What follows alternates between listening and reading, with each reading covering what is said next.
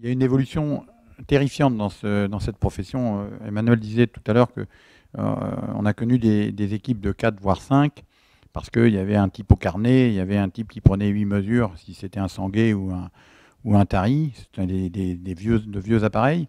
Et vous aviez un porte-mire, vous aviez le chef de brigade. Aujourd'hui, vous avez une évolution dans le matériel qui est telle que vous avez un besoin de formation continue, je dirais. Et on en revient à ce qu'on disait tout à l'heure sur la formation qui est mise en place à la PGTP et qui est très intéressante parce que vous savez que dans le cours de votre profession, vous aurez toujours à réapprendre certaines choses, puisqu'on parlait tout à l'heure du scanner 3D, il y a eu le système GPS, il y a toujours des appareils qui font que vous avez besoin de formation pour pouvoir les utiliser et les connaissances qui vont avec, quoi. La PGTP existe depuis 2007 en fait, hein, donc c'est assez récent. Et donc l'une de mes missions, c'est notamment d'arriver à connaître les effectifs et à voir les évolutions, puisque c'est ce que demandent régulièrement les partenaires sociaux, notamment dans le cadre de la gestion prévisionnelle des emplois et des compétences qu'on appelle communément la GPEC. Et donc, grosso modo, la branche, hein, sachant qu'on sort tous d'une période de crise, tourne aux alentours de 11 000 salariés, et il n'y a pas une forte dégradation de l'emploi durant la crise. Il y a eu effectivement une perte de 3 à 5% de salariés qui ont disparu des effectifs, d'un point de vue macro. Au niveau national, et on voit depuis 2011, et ça s'est confirmé en 2012, on revient au niveau qu'on avait connu en 2008. Donc, bon, certes, il y a des évolutions technologiques, mais il y a un phénomène aussi qui se passe dans un certain nombre de coins, c'est qu'il y a des vols de matériel, et donc il y a un certain nombre de chefs d'entreprise qui n'envoient plus les personnes seules, mais de nouveau à deux. Donc, on trouve aussi les limites de la technologie, puisque faut faire face à des situations comme ça. Je pense à Lyon, où régulièrement j'avais un chef d'entreprise qui était à Toulouse et qui, sur les chantiers, se faisait systématiquement voler le matériel. Donc du coup, il envoyait le personnel à deux, parce qu'en fait, quand l'appareil est en station et que le technicien se déplace, il n'est pas forcément tout près de l'appareil. Et donc, s'il est tout seul, ça pose des problèmes pour conserver son matériel. Nous, la topographie du quotidien, hein, celle qu'on vit dans les bureaux de géomètres experts, en général, c'est le petit relevé de propriété, d'aménagement de rue et autres. Donc, on n'a pas ce problème. On a toujours besoin des gens. Comme le disait Sébastien, le terrain, il n'est pas toujours accessible. Quand vous voulez tout faire du ciel, vous ne pouvez pas tout faire du ciel parce qu'il y a de la végétation, il y a des choses qui se passent. Vous avez toujours la voiture, quand vous voulez faire du scan, vous avez toujours la voiture qui est sur la plaque, que vous avez besoin de relever et autres. Donc, donc on a une limite finalement à la technique. Même si la rapidité de la mesure fait que effectivement on passe moins de temps, mais là on est dans un système où on est arrivé pas loin des limites, on ira toujours un petit peu mieux, hein. Mais on a quand même une forme de limite à la rapidité du quotidien. Donc le principe, il faut savoir qu'il n'y a pas non plus tous les plans.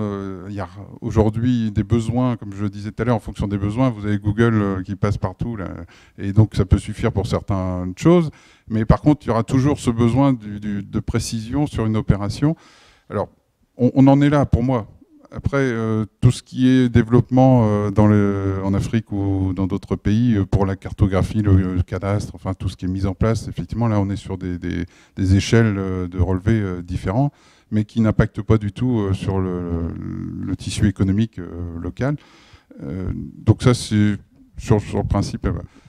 Il faut savoir qu'aujourd'hui, la profession de géomètre expert cherche à faire rentrer des gens, hein, de plus en plus. Il y a eu beaucoup de regroupements de structures donc qui ont fait que les bureaux qui étaient de l'ordre de 5 moyens sont passés à 9 en très peu de temps.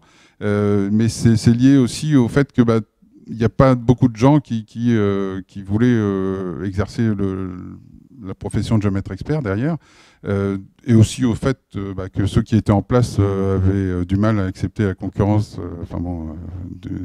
des autres. Hein. Bon, c'est fait que les gens qui avaient les moyens rachetaient plus facilement que ceux qui voulaient débuter. Mais il y a aussi une limite à tout ça, hein, bien sûr, et l'ordre des géomètres experts veille vraiment à ce que derrière le nombre de géomètres soit constant et ne baisse pas. Bon, vous êtes tous comme moi, vous savez qu'il y a eu un baby-boom dans les années 50 et compagnie. Et donc, à partir de là, il y a aussi beaucoup aujourd'hui de gens qui sont en fin de carrière et qui cherchent à revendre leur structure. Hein. Donc, il y a de ce côté-là toujours du débouché. Pour les gens, nous, on a aussi, comme je le disais tout à l'heure, on a une profession qui forme beaucoup. Et donc, on a très vite des gens qui partent vers d'autres cieux. Les bureaux d'études, notamment, il n'y a pas de formation spécifique, si ce n'est des IUT de génie civil, des choses comme ça, mais qui ne correspondent pas à tous les besoins. Donc, vous avez aussi des gens qui viennent faire leurs armes dans nos bureaux et qui, une fois qu'ils ont choisi leur spécialité, trouvent... je sais pas, après, quelqu'un qui veut aller en Afrique, il va sur les plateformes pétrolières, quelqu'un qui veut aller visiter le monde, peu importe, ou quelqu'un qui veut aller dans un bureau d'études, faire quelque chose de très spécifique parce qu'il y trouve de l'intérêt, il ira. Donc il y a toujours des gens qui tournent. Par contre, ce qui nous manque aujourd'hui, et je pense que c'est partagé, ce sont les gens qui sont attachés au foncier et à la délimitation foncière. Tout ce qui est mesure, comme on a pu l'évoquer ensemble, il y aura toujours du monde et bon, ça tournera. Par contre, on a quand même un constat de manque dans les gens qui sont intéressés par tout ce qui est foncier en tant que tel, juridique, et être rattaché à la propriété. Et là, je suis sûr, des choses qui sont... Nous, on a des jeunes là, qu'on a embauchés récemment et qui effectivement s'intéressent à ce domaine-là, mais c'est plus facile de les embaucher que quelqu'un qui va vous dire moi je veux faire que du projet VRD, parce que y a aussi beaucoup de gens qui veulent faire ça. Donc c'est après selon les spécialités à l'intérieur de la profession. Mais tout ce qui concerne le foncier, ça restera porteur pour les jeunes, bien sûr. Et puis il faut savoir aussi, par exemple, qu'on n'a pas tous les plans. Je regarde, on met au point aujourd'hui des nouvelles règles pour les plans de récollement, où là, ça va être on va être très rigoureux. Et là, je pense qu'il va y avoir matière à beaucoup de travail, parce qu'on a l'impression qu'on a tous les plans, mais en plan de récollement, je dirais, tout ce qui se fait en neuf, on fait forcément aujourd'hui les plans de récollement sur le neuf. Donc tout ce qu'on crée, on a les plans de récollement. Mais sur ce qui existe depuis la nuit des temps, sur les réseaux d'eau usée, les réseaux d'eau pluviale, tous les réseaux, même les réseaux secs, hein, en électricité, vous avez des lignes haute tension qui sont enterrées. Ça, c'est hyper important.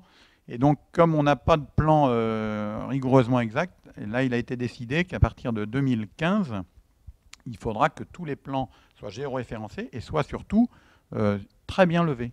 Donc, ça aura quand même une finalité, c'est-à-dire qu'il va quand même y avoir énormément de travail à faire.